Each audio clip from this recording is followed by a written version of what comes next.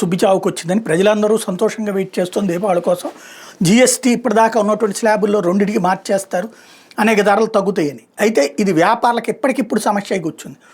వ్యాపారాలు పడిపోతున్నాయి. ఎందుకంటే ఈ 2-3 నెలల పాటు దీపావళి వచ్చేలోపు ఈ తగ్గిపోతాయి అది తగ్గిపోతాయి అన్నటువంటి నేపథ్యంలో ఎలక్ట్రిక్ వెరైటీస్కి సంబంధించి ఏసీల ధరలు తగ్గుతాయని, టీవీల ధరలు తగ్గుతాయని, వాషింగ్ మిషన్ల ధరలు తగ్గుతాయని, రిఫ్రిజిరేటర్ల ధరలు తగ్గుతాయి అన్నటువంటిది పెద్ద ఎత్తున ప్రచారం జరుగుతుంది. ఇప్పుడు ఉన్నది 28%, ఇప్పుడు 18% స్లాబ్లోకి వచ్చేస్తుంది అన్నటువంటి. యాక్చువల్గా చూసుకుంటే మినిమం 10,000 రూపాయలు వేసుకోండి.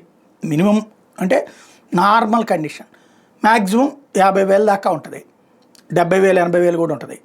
50,000 రూపాయలు వేసుకుంటే ఇది మినిమం 10,000 వేసుకుంటే 10,000కి 22,800 ట్యాక్స్, 1,800 అంటే అదే 50,000కి వచ్చేటప్పటికి చాలా మిగులుతుంది కదా. అంటే 2,000 రూపాయలు మిగులుతుంది. 10,000కి వచ్చేటప్పటికి 1,000 రూపాయలు మిగులుతుంది.